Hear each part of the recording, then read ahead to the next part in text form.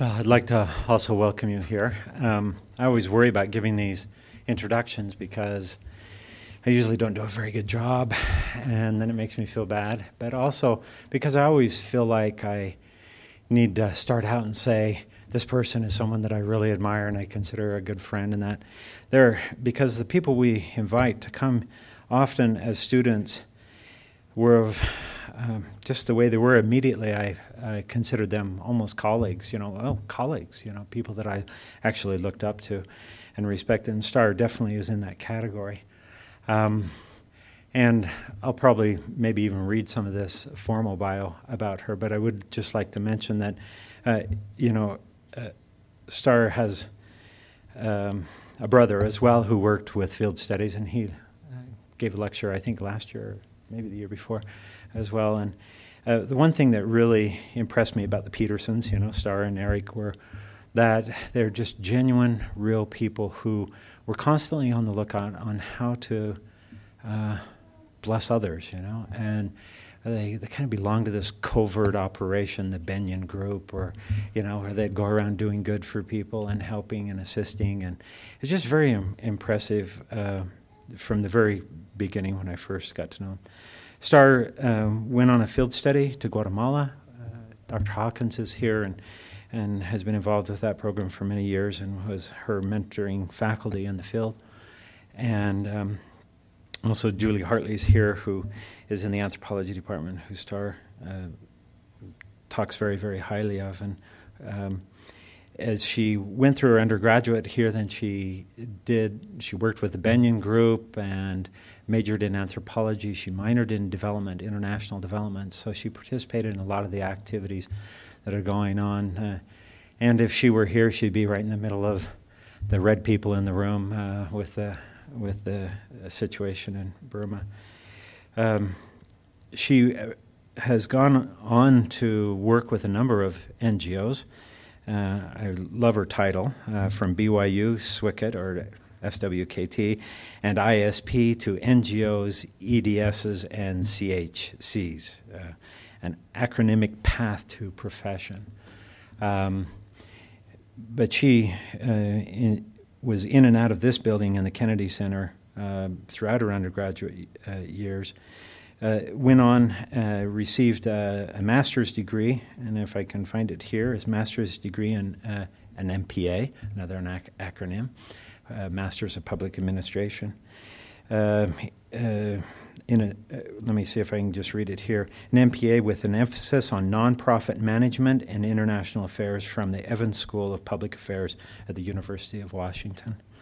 She's since been working with a number of NGOs and organizations, and presently is with Community Health Connect.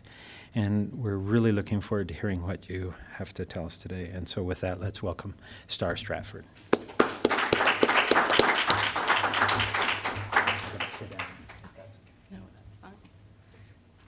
Thank you. I'm very happy to be here, and a little bit nervous. I'm kind of glad it's the first field study lecture, because they said numbers might be low, which makes me a little less nervous. But I'm glad that there are some of you here too. First off, I'm just curious, how many of you guys have been on field studies or some sort of international experience through the Kennedy Center? Just raise your hand. Oh, a fair good number of you. How many are interested and may want to do something like that? Probably the rest of you. Okay. I would highly recommend it. This clicker is maybe beyond me. I'm kind of low in technology. Oh, yeah. See, I already skipped past one. Okay. A few of the acronyms that I learned here, or that were really familiar to me here at BYU. You guys know them all, too. And I'm sure that many of you have more that you would add to it. But I remember my friends and I used to always laugh about this. Why is it that there are so many acronyms? What is it about BYU? We refer to all these buildings by their acronyms. But then I realized life is like that. And everyone does acronyms all throughout life. And I keep ending up in these fields where I feel like everything gets concentrated down to this little acronym. Right now I work with CHC, Community Health Connect. But there's always a shorter way to say everything. So I want to sort of lead you through this path to profession, I guess, kind of let you know how I got from BYU, an undergraduate student in anthropology and international development, to actually having a job, which I didn't really think would come, like full-time employment. I wasn't sure that that was ever going to happen for me. but it did. So I want to talk about a few things that I was involved with at BYU. Dave mentioned this sort of underground service group, the Benyon Service Group. When I was at BYU, some friends had organized a group called the Benyon Service Group. They felt like, I guess I have to step back a bit. Some of you may be familiar with this, but there's a boys ranch in Idaho called the Benyon Teton Boys Ranch. It was started by Lil Benyon. I'm giving you a very abbreviated version.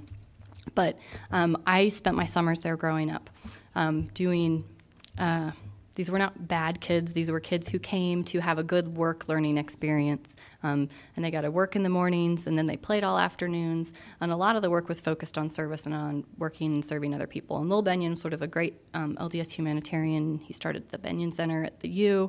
And he has, this great list of things that accomplishments and things he's done over his life. And so he was sort of this sort of guide or sage in our lives, and we all kind of looked to Lowell for these things that he had established and done. So we came to BYU, we'd spend our summers at the Boys Ranch, and we'd come back to BYU, and we'd felt like something's just not right. When you're a student, it's okay to be selfish. It's kind of a selfish time of life. You know, everything is focused on you. You're worried about your own studies and your own careers, learning. Probably the majority of students are single, maybe when you get married. I was never married as an undergrad, or as a student at all. But maybe when you get married, you have to think a little bit further outside yourself. But for the most part, it's pretty self-centered. So we thought this would be a great way that we can sort of get outside of ourselves and do some work for other people. So the service group was a great thing that I was involved with at BYU. Because of, like I said, sort of the nature of selfish students. It let us get outside of ourselves.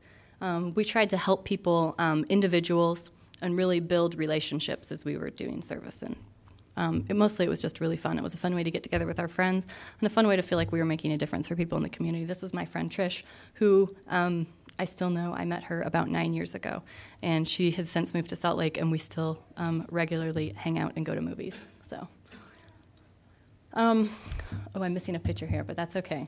Another thing that I did was I was involved with Students for International Development, and I was never in leadership roles, but this was one great way that I got involved on campus and that I was able to learn more about sort of world affairs and about people and what's going on out there in a way that I connected with other students who were similar to myself and that I felt like I could relate to. The first time I found out about SID was at the Hunger Banquet, and I remember going to the Hunger Banquet sort of unknowingly. How many of you guys have been to the Hunger Banquet that SID puts on? Probably a lot of you. It was the coolest experience ever. I had no idea what I was getting into. Went that day, and I was like, I want to do this. I want to be involved. So I went to the next SID meeting and was involved from there on. And I'm still friends with people that I met at SID, through SID. Still good friends with those people. You might notice friendships and relationships coming up a lot in this discussion because I think that they play a huge role. And the other thing that I want to name, you'll notice that this is another acronym. They really are still all acronyms. Was my field study that I went to. And I went to Guatemala, and it was such a good experience. If you have not been on a field study, I recommend you do it. Field studies are great. There's internships and other volunteer opportunities you can do. Field studies are great because you get to sort of design your own course of study and your own research and find out about things that are interesting to you. I think it's a great self-confidence boosting. You go to another country, you have to learn how to get along, how to figure things out. I think there's a huge potential for personal growth doing something like that, and then also becoming more aware of the world and becoming more aware of other people around you. And I studied anthropology, and so I kind of felt like a lot of the background that led up to the field study I was pretty ready for, cultural competency and learning about other people and being accepting and open to other cultures and other ideas.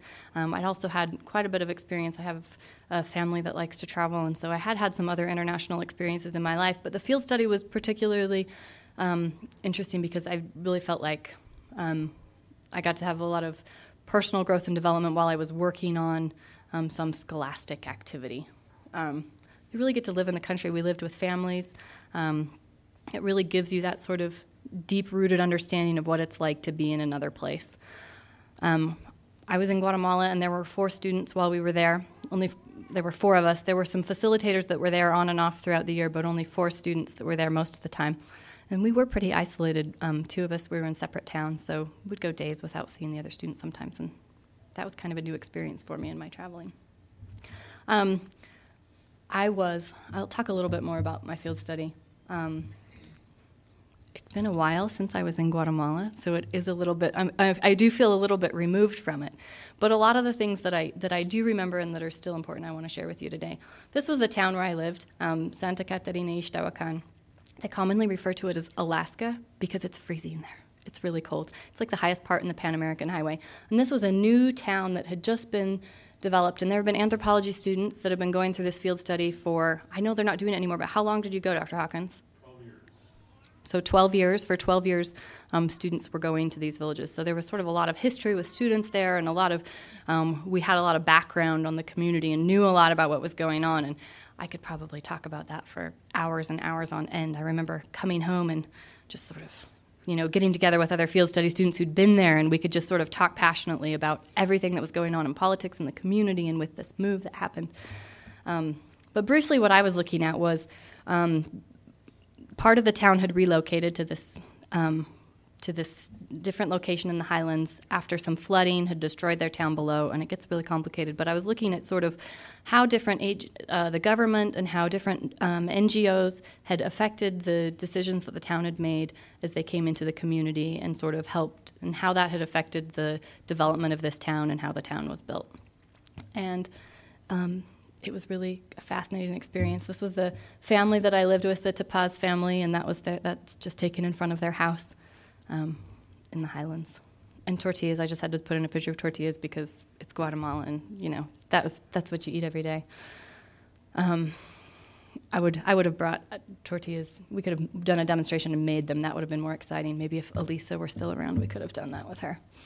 But a couple other things, as I was looking through, I had to scan all of these photos because it was long enough ago that I didn't have a digital camera. So I was scanning these photos and sort of picking and choosing some ones that I thought were significant or were kind of fun and important. And these were some activities that I was able to do with the women. We actually made pizza. They have these great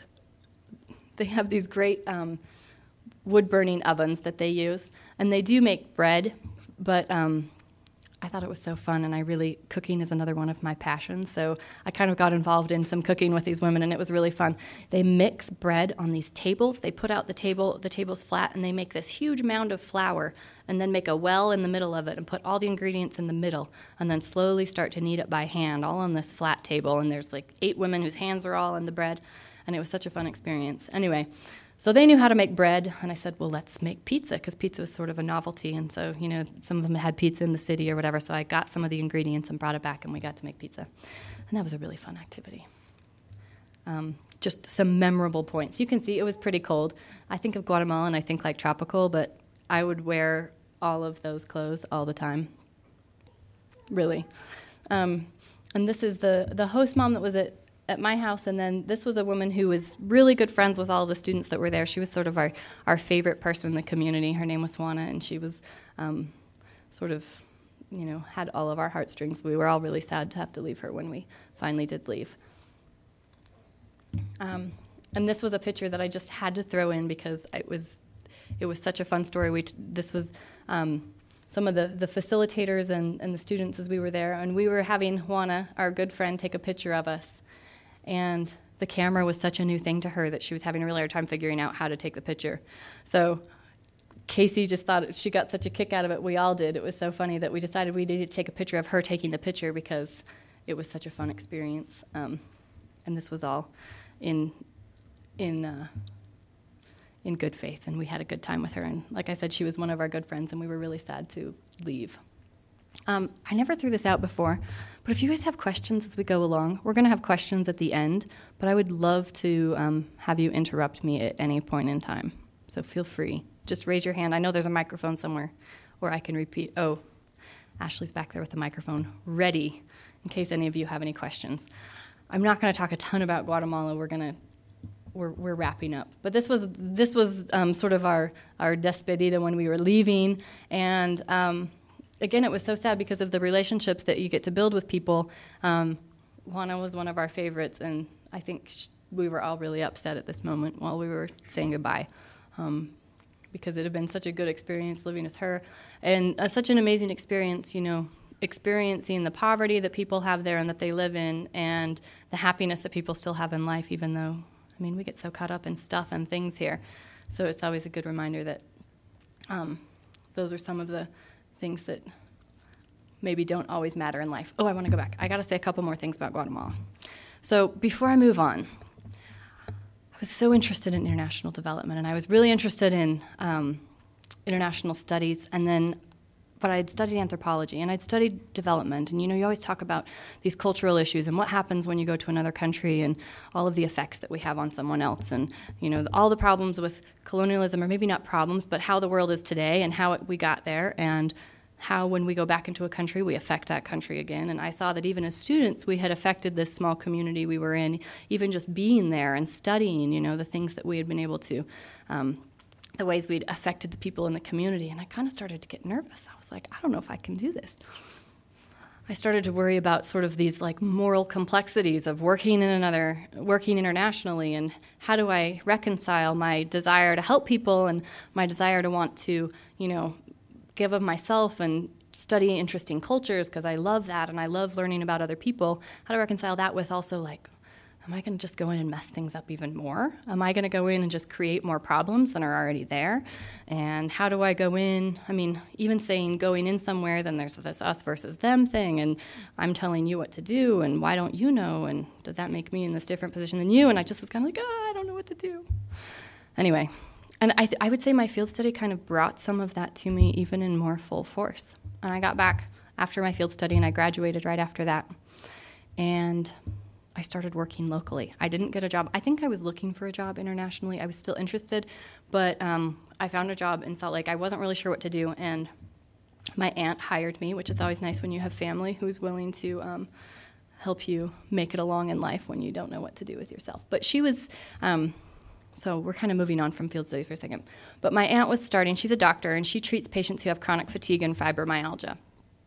And these patients are a pretty specific subgroup of patients, and she wanted to be able to help them. She'd stopped seeing all of her normal patients and wanted to set up a clinic where she could just help them. And she also wanted to set up a nonprofit where she could create programs for these patients, because she couldn't really do it on her own financially with just her clinic. So she said, I want to start this nonprofit. And I said, ooh, I'm interested in nonprofits. I could help you with that. So I got this great experience of helping her start a nonprofit. It was not like an official job like I thought maybe I would sort of evolve into after school. It was sort of this is my aunt hiring me to help her out. But it was a great experience. I got to actually have the title of executive director at her nonprofit for a little while. I was with her for about a year, and I got to work. We got a board of directors put together. We sort of did all of these steps towards putting the nonprofit together. And that was a really great learning experience. In addition, I got to get a little bit of experience in the medical field, which I had never really been interested in at all. But I got this experience in the medical field, which actually created more opportunities for me in the future, which we'll talk about. But one of the things I started thinking about while I was doing this was, what kind of tangible skills do I have from school? I'd studied anthropology, and I felt like I had this really good sort of background education and for opening up my understanding of other people, but I was sort of felt like I wasn't sure that I had some concrete skills that I wanted in order to set up this nonprofit. Like I thought, I don't know anything about business. I don't know anything about finance. I don't know anything about like, how do I put together this board? How do I do this? I don't know. So I started thinking a little bit about some of those kinds of things. And then I got this great opportunity that came open to me. And actually, I was looking for a job. Again, I'd spent my summer at the Benyon Boys Ranch. And then I'd come back and I was like, okay, now what do I do? I'm still at this point where I'm not sure what to do with myself. And I talked to Ann Hinckley, who now has a different last name, I can't remember, but she was someone who I met through Students for International Development. Again, it all becomes this matter of making connections with people and things that you do. And so Ann had knew about the AmeriCorps program, and Ann had also studied anthropology. We had lots of things in common. But I was talking to her one day, and she said, have you thought about AmeriCorps? And I said, I don't know what AmeriCorps is. She said, you should think about AmeriCorps. Call this lady. So she gave me the program manager's name for AmeriCorps, and I called. And they were starting their program the very next week, I believe. So I hurried and filled out applications, and they just happened to have an opening at the 4th Street Clinic in Salt Lake. And that's the homeless clinic, Wasatch Homeless Health Care. And it was a place that I had actually been on a tour of the clinic before. I had met some of the people, more connections. My aunt knew someone there, and she had gotten me sort of informational interview with someone there. And so I'd been there about 8 months before this, and I was really interested. And I started thinking, maybe I could do this whole development thing. Maybe I could still feel like I could help people, and I could help them right here at home. And I really got to have this sort of experience helping people on a local level, which I'd never really been exposed to. I mean, we'd done some service projects and things like that, but working at the homeless clinic, all of a sudden my eyes were open to, wow, we got a lot of problems here too. We got a lot of things going on in our country that we still don't exactly have a handle on. So it was really great. I learned some valuable skills. I already had some medical experience from working at my aunt's clinic, so I kind of came right into this clinical experience. I saved money for school. AmeriCorps, they give you an education award at the end. How many of you guys know about AmeriCorps? A few of you?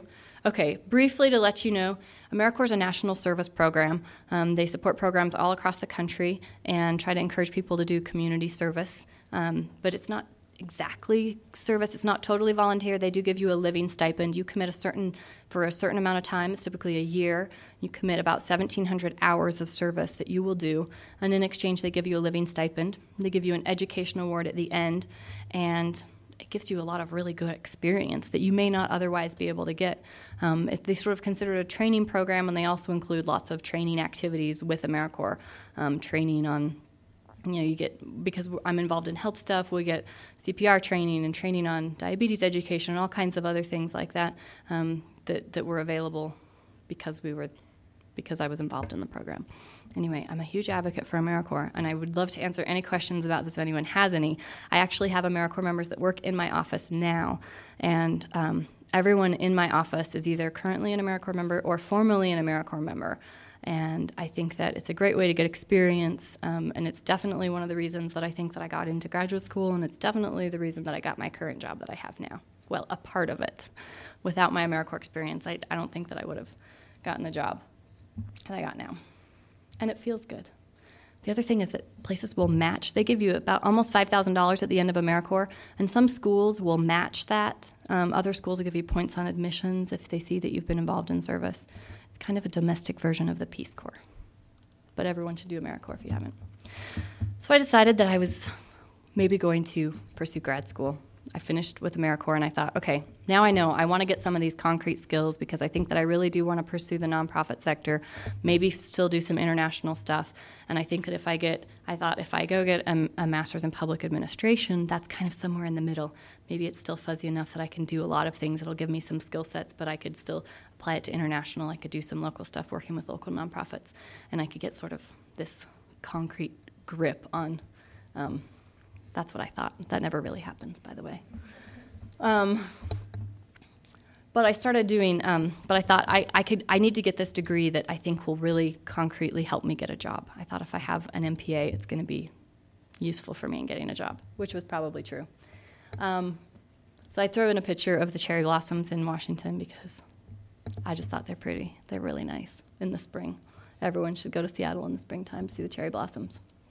But a few things that I learned in grad school, studying public administration. So I'd studied anthropology here and international development, which I thought were really fun. Like, they were both interesting to me, and I had so many great, interesting classes when I was here. And I loved learning about, they all involved learning about different cultures and a lot of kinds of fun theory and interesting background information.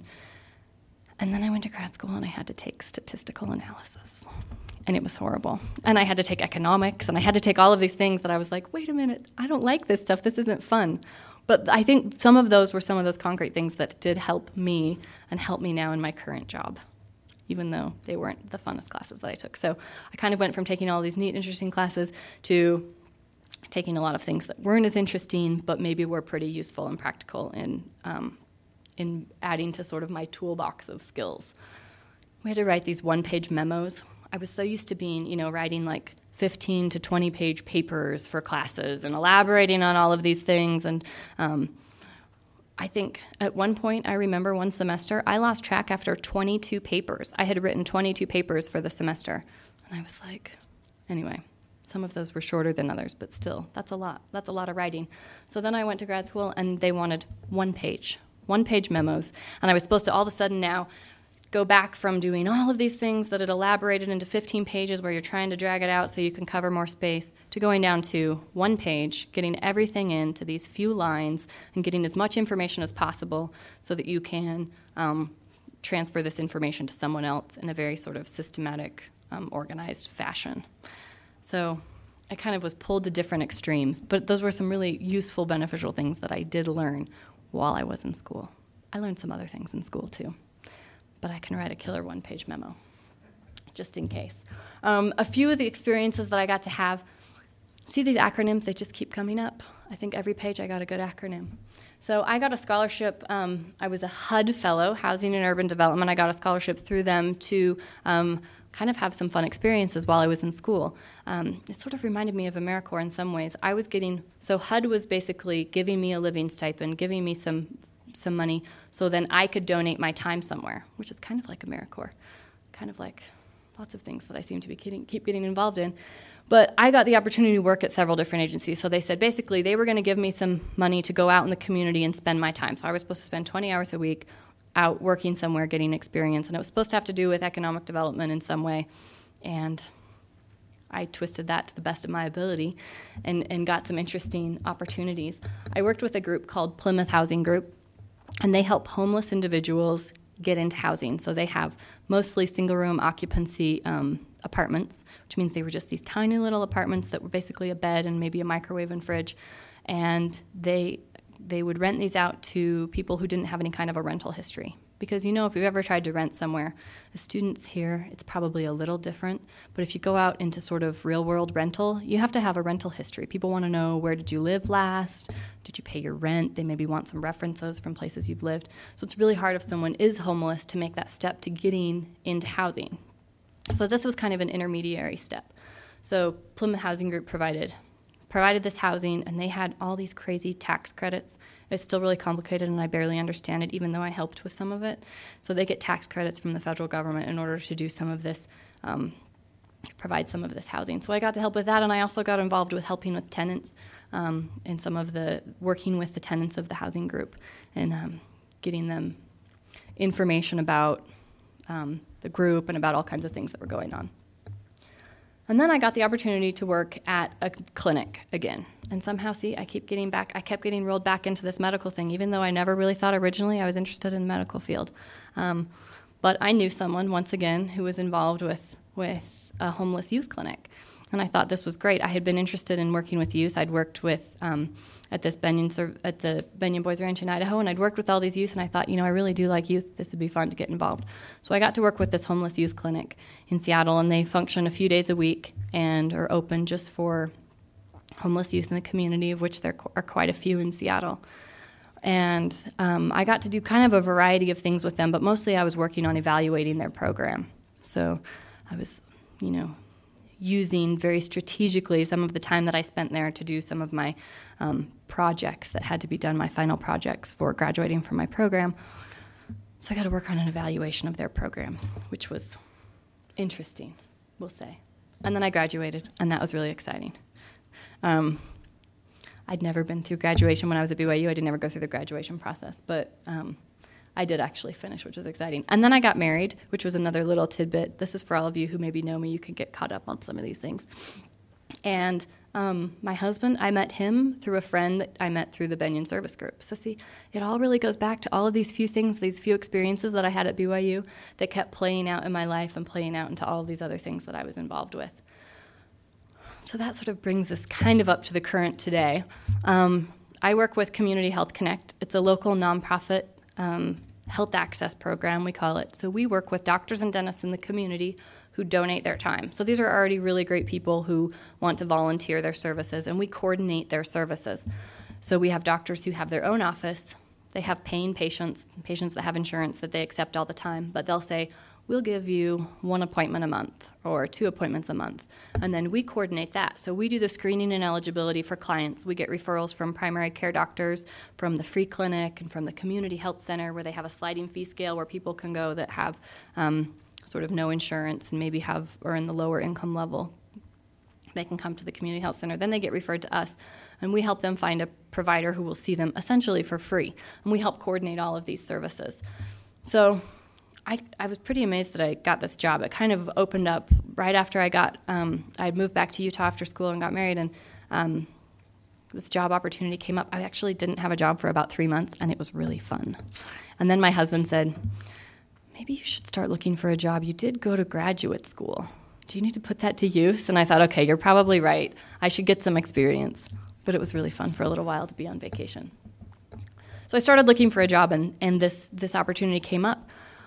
And part of the reason that I found out about it was because the program manager from AmeriCorps, when I was in AmeriCorps, knew that I was back. I'd contacted her and told her I was looking for a job.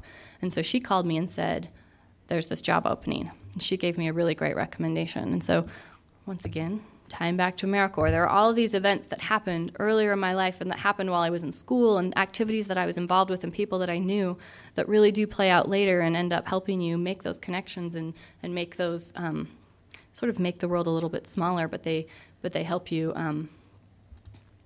find your path, I guess. I was talking with Dr. Hartley just a little while ago. We were talking about, falling into your profession. And I think that when I was in school, I always thought, I don't know. I didn't really know what I was going to do, and I didn't know how I would get there. I didn't know. It seemed so far away to have this sort of real job in the community and have this profession. And I guess I'm kind of there, but I didn't really notice that it happened. It's just sort of all of these small little steps. So I would say maybe I fell into healthcare, fell into this profession that I have, fell into the nonprofit sector, but there are these kind of mini steps along the way where you make these little decisions, and eventually they sort of lead you to this point where you're like, oh, I guess this is it. So there is hope if you don't really know what you're going to do yet.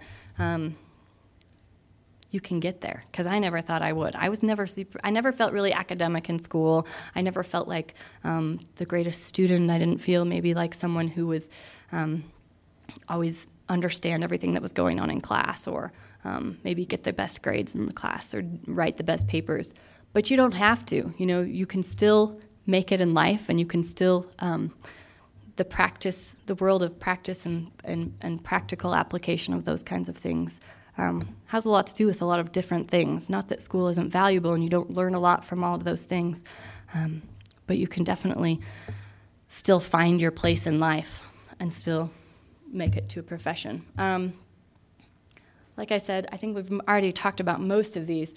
Connections and networking, I think those are some of the things that have really helped out in my job, and things that I can reflect on from my experiences at BYU that once again sort of led back to this. Circles are really small, and you end up running into the same people quite frequently, or people that you know or that you're connected with somehow. Especially like I came into this building today and ran into at least 5 people that I knew that I didn't know I was going to run into today, or that I didn't know that I knew, and I knew them. AmeriCorps and the field study, I wanted to discuss a few things that they've helped. Language right now in my organization at Community Health Connect, about 65% of our clients are Spanish speaking.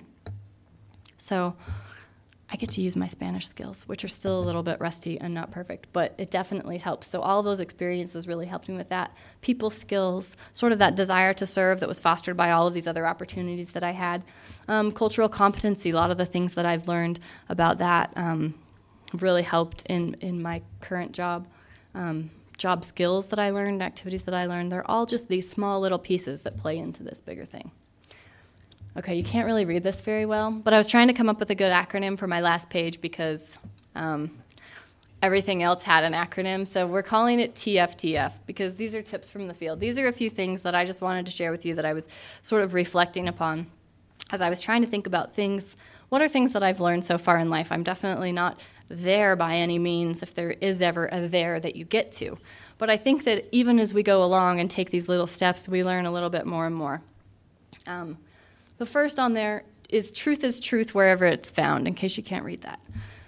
Now, this is actually something which is kind of fun that I'm at BYU because I can say this, that was that's in my patriarchal blessing. There's a part in there that says truth is truth wherever it is found. And that's something that kind of went straight to my heart, and I thought, that's so true, and there's so many true and truth. But there's so many opportunities in life to learn from people all over the place, from all parts of the world, from different levels of the economic ladder, from all parts of society, and from different places. You know, there's books we can learn from and experiences we can learn from, and that truth is truth really wherever it's found. The next thing, relationships, networking, make it happen. I told you about a few of those that sort of really helped me out along the way and helped me, whether that was getting into grad school, getting into AmeriCorps, getting into a job. Relationships really come back around, and they do. And I think that going back to Lowell Benyon and all of the things that I think I learned from Lowell, one thing that I think that that really made a big difference in my life was he talks about the importance of human relationships and about how relationships have sort of determined the course of his life more than any other value that he talks about when he talks about this tree of values. And I think it's really true, you know, those relationships we have with other people in all of these different settings, whether that's an academic setting, whether that's a job setting, whether that's an educational setting, those relationships we build really can affect our lives and probably create a lot of happiness and joy for us too. Experience everything you can. When you're a student, I think you really have, you're at a great point in your life when you have this opportunity to experience a lot of things. And I would say just be involved with everything you can. There are things that I still wish that I would have been more involved with that I wasn't as involved with. But that, you know, whether that's going on field studies or becoming involved with clubs or groups or whether that's taking that job that might give you more experience. Really, it's sort of limitless, but experience everything you can. Embrace growth. Some of those things are hard, you know, but it's good. Learn from things that you do. Experience all of these things and be prepared to embrace the growth. You know, I was thinking about going on field study, and sometimes it was hard to be in this freezing cold town, feeling like I was a little bit isolated, and I remember being in my sleeping bag. I had this old laptop that I was taking all my field notes on and just feeling like I want to be somewhere else. I don't want to be here in the middle of this village where I can't communicate very well to people and no one really understands me, and I can't talk about life at home because these people live such a totally different life. They're never going to even understand what I'm talking about, and I felt really isolated. And I think, but you know, those are the kinds of things that make you grow. Those are the kinds of things that make you learn. Leave your comfort zone. You have to do that in order to grow, I think, too. Those three all kind of go together. And the last one that I want to talk about is that life is discretionary. And this is something that I hadn't really thought about until recently. But a woman that I work with, she just finished the MPH program here, Public Health, and she speaks like 3 languages and is always involved in field studies. And she did, I think, international relations as her undergraduate degree, and she's one of those people that's always involved in like 10 different things and helping out with the festival, what's that called, Latinoamericano, that was going on, and she's involved in all of these different things.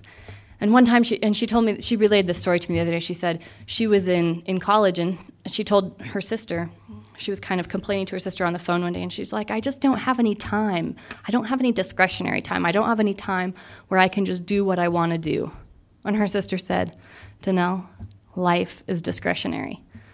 And I thought, you know, that's so true. Like, that really hit me when she said that. We make all of these decisions. We decide what we want to do. I mean, there are a few things that we can't avoid, or there may be a few barriers that don't let us do what we want to do. But for the most part, we make those decisions, and we choose what we're going to do. And so we all have the opportunity to choose our time, and we can choose whether or not we want to do this or that. So life is discretionary, and that's probably the last thing that I want to leave with you today. So if you guys have any questions, this was another one of those things that I learned in Guatemala, was how to balance things on my head. But I think Ashley does have the microphone, and I'd be happy to answer any questions if anyone has any. Oh no, I answered them all. I said everything. I'm just wondering, mainly about the field study, the Guatemala field study. Uh-huh. Like, you have to have certain things going into those, or like, is that like a personal thing, or do you study with groups the same topic? And how long did that last? That's a good question. So I think the semester before we had a preparatory class, And I think there were a couple sections of that. So one was a big group sort of learning about other cultures. It was kind of like Anthropology 101, more or less. And then part of that was really specific training about the area where we were going. But I think that you don't have to have a lot of experience to be able to do a field study. This is probably better directed at someone like Dave. But it's more like your desire to go. And if you, especially with field studies, you typically have to have something that you want to, like you have to have a project that you're interested in looking at. So you should go. How long did they last? The field study, it was a semester. So it was like, I guess we were there probably about 4 months. It was like over the summer. But I think they go during different times of the year depending upon where you go. All right, thanks. Mm-hmm.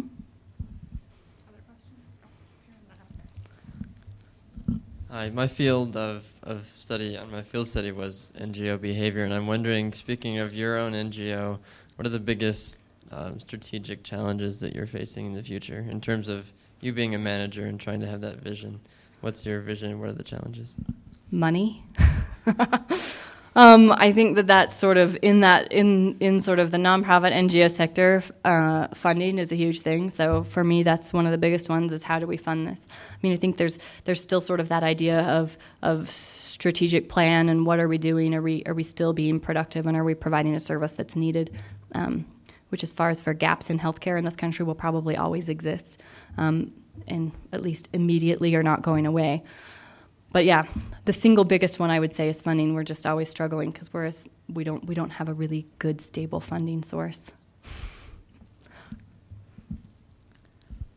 Hi. I went to Guatemala after you did on field studies a few times, and one thing that's been quite a struggle for me, both from field study experiences and kind of more generally, is exactly what you were talking about with I guess, networking and relationship. And for me, one of those really difficult things has been, after creating an extremely strong relationship, how you leave it. And how you feel after leaving, and whether it's gone or whether it's still there. And I was just wondering, kind of how, I mean, having gone the different places that you have, having the connections with the Benyon ranches and with Guatemala, and then with your grad program with the different organizations you've worked with, how it feels being now not in that place anymore, and how it kind of what it can tell me maybe about the connections I'm leaving behind. Yeah, that's a really good question, and it's true. You build all of these relationships. First, I should note this my brother and a few of my friends would commonly refer to me as the hub, because they felt like I was sort of really good at keeping all of these connections to everyone. So if they ever want anyone to get information, they send it to me and say, okay, Starr, tell everybody. But at the same time, it's inevitable that you leave some of those relationships. I think for me, it's always in the moment, those relationships that you develop are great, and it's not a matter of, I have so many friends that I don't feel like I have to talk to all the time, but I think that I could still get in touch with eventually, and those relationships that we built are strong enough that going back and connecting with someone again later is fine. And you can't in a way keep those relationships up with everyone all the time. That's way too much maintenance, and there's too many things going on in our lives. But I still think the value of them in the moment is there, and that you create benefits for each other in the moment. So I still think it's very valuable and worth it, even though you may lose touch at some point in time.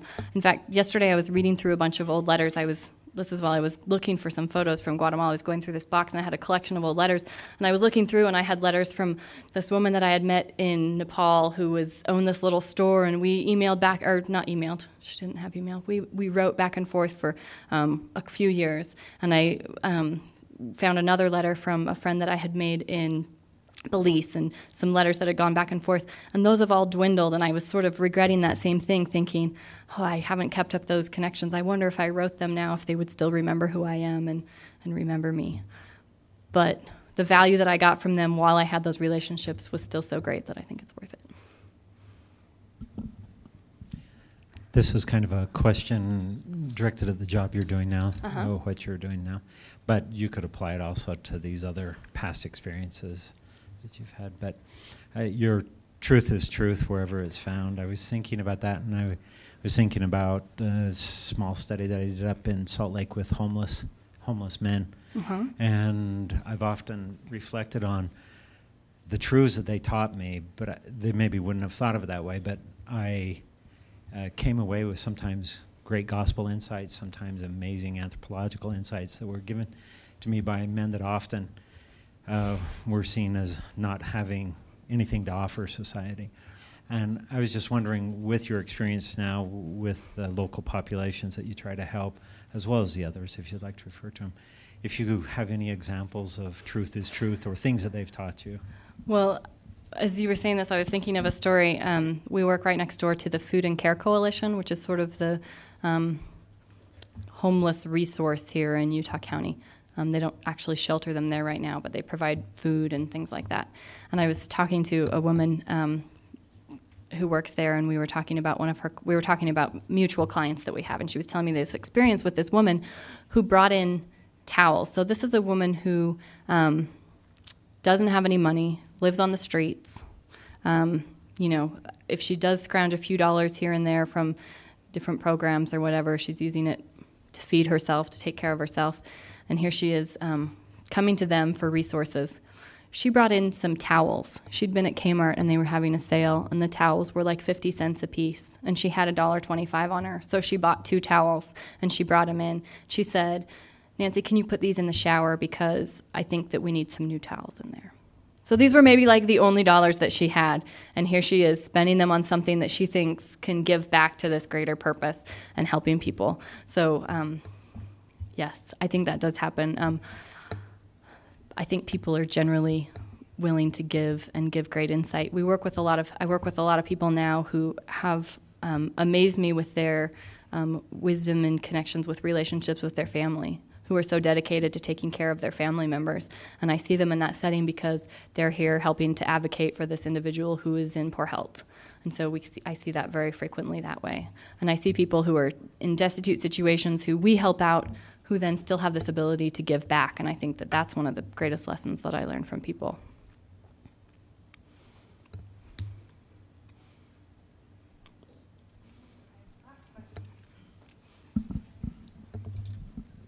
This is maybe a little more self-serving, but I'm a first-year MPA student, and I am interested to know if there is a demand for that degree locally here and maybe even other places. Yes and no. I think, yes, there is a demand, but only in the sense of what experience you can bring with yourself in the degree.